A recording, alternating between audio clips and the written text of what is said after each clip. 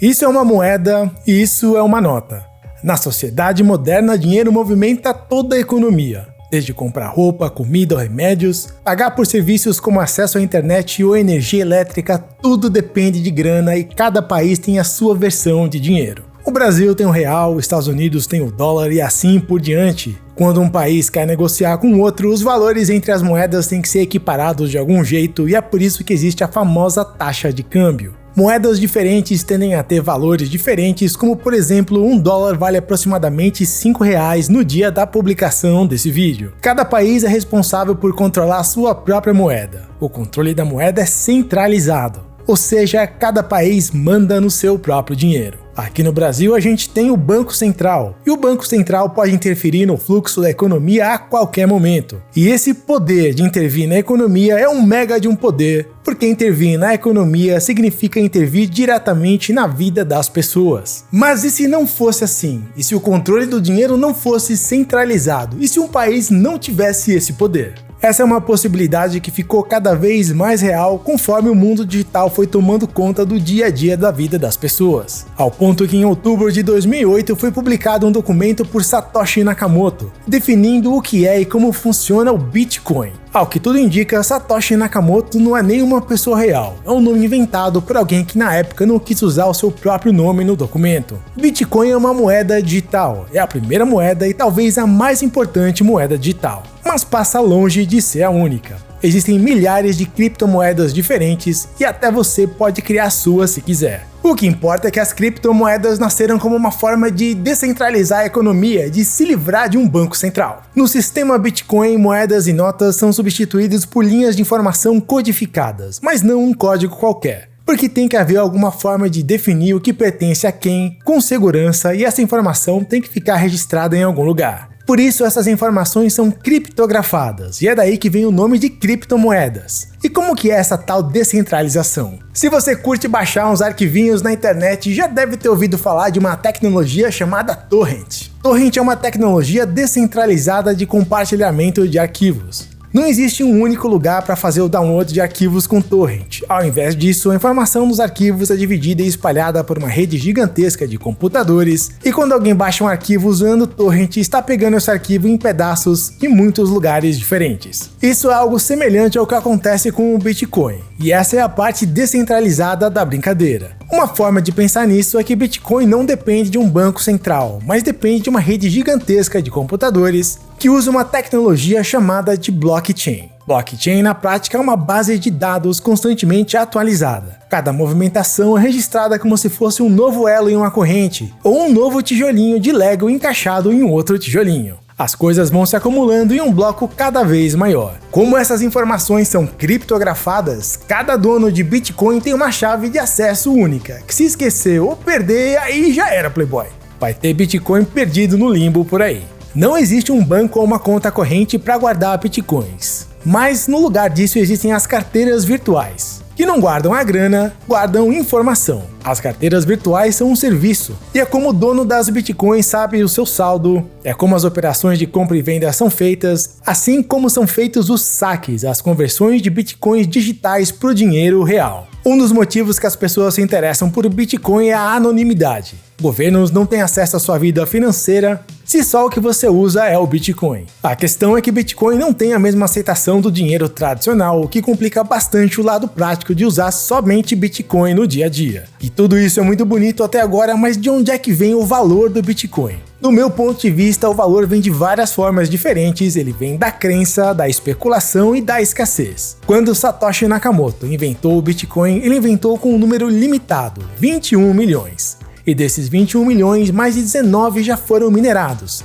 Isso mesmo, para descobrir novos bitcoins é preciso minerar. No mundo real, minerar significa, por exemplo, cavar na terra ou em uma montanha, na esperança de encontrar um minério raro e valioso como ouro. Um trampo difícil, pesado e sofrido. No mundo do Bitcoin, minerar significa colocar computadores para quebrar códigos programados para serem progressivamente mais difíceis de serem quebrados. E isso exige muito poder de processamento. Sabe o que é muito bom em fazer esse tipo de cálculo matemático? Placas de vídeo. É a mesma placa de vídeo usada nos PCs gamers RGB raiz. Atrás de encontrar bitcoins, pessoas montam verdadeiras fazendas de servidores lotados de placa de vídeo top de linha, explorando o software Bitcoin 24/7 com o objetivo de encontrar moedinhas supostamente valiosas e quem sabe ficar rico um dia. Não é muito diferente do que aconteceu na época da Serra Pelada no Brasil, na febre de encontrar o ouro. Muita gente vai tentar, mas poucos vão conseguir realmente ficar ricos. A maioria vai ganhar pouco ou quase nada. Conforme o tempo passa, mais e mais poder de processamento é necessário para poder minerar essas moedas. E poder de processamento consome muita energia. Vai chegar uma hora, se é que já não chegou,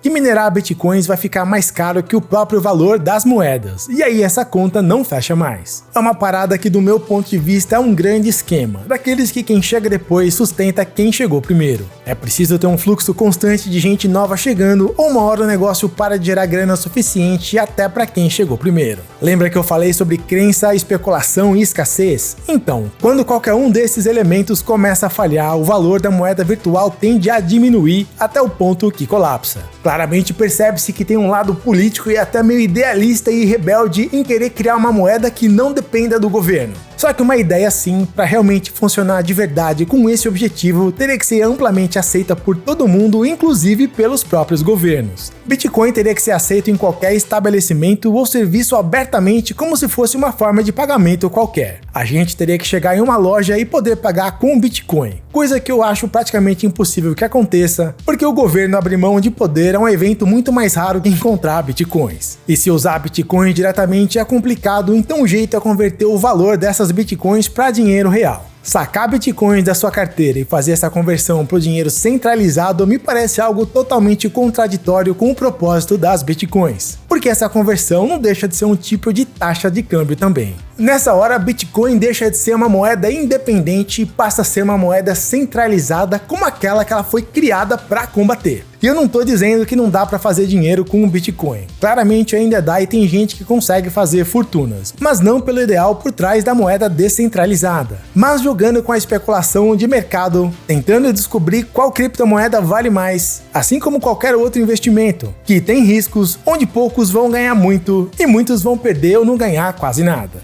A última adição a essa bolha mágica e especulativa é algo chamado NFT, que significa Non-Fungible Tokens, ou traduzindo, tokens não fungíveis. Esse nome presunçoso é uma outra tecnologia com ideal interessante, mas que muitas vezes é aplicada como uma ferramenta para extrair dinheiro de pessoas com alto grau de ingenuidade. NFT é uma forma de identificação única a alguma coisa digital. Eu assisti um vídeo do professor Dak no qual ele deu um exemplo muito bom. NFT poderia facilmente substituir um cartório, uma forma de garantir que você é você mesmo no mundo digital, e poderia substituir facilmente diversos documentos. Só que a aplicação de NFT mais comum que a gente vê por aí não é essa. NFT é usada muitas vezes para criar escassez digital. Uma das grandes vantagens do mundo digital é que a facilidade e a capacidade de reproduzir e copiar conteúdo é praticamente infinita. Só que como cópias infinitas não têm valor, estão tentando usar a tecnologia NFT para limitar o infinito, associando um token a uma cópia e chamando essa cópia de única por causa desse token. Qualquer um pode fazer isso com qualquer imagem, ou com qualquer conteúdo digital. Qualquer um pode criar uma NFT e colocar no mercado para ser vendido. E como nada é muito regulamentado, isso abre uma enorme brecha para todo tipo de fraude que você possa imaginar. Nem os games estão livres de algo assim. Basta perceber que as desenvolvedoras estão tentando buscar formas de explorar NFT nos seus jogos, vendendo itens digitais, abre aspas, únicos, ou até criando games que usam NFT como parte da gameplay do jogo. E esses são só alguns exemplos rápidos, já que as possibilidades de usos nefastos é enorme. O problema não são as tecnologias que são muito interessantes, o problema são as aplicações das tecnologias que dão muita margem a ações perversas. Eu entendo que a tentação é grande, mas a real é que não existe fórmula mágica para criar valor. E se algo parece bom demais para ser verdade, geralmente esse é exatamente o caso. Eu sou o Ed e esse foi mais um vídeo com conteúdo altamente alternativo aqui no Outro Start, e me conta o que você pensa sobre tudo isso aí nos comentários e até a próxima!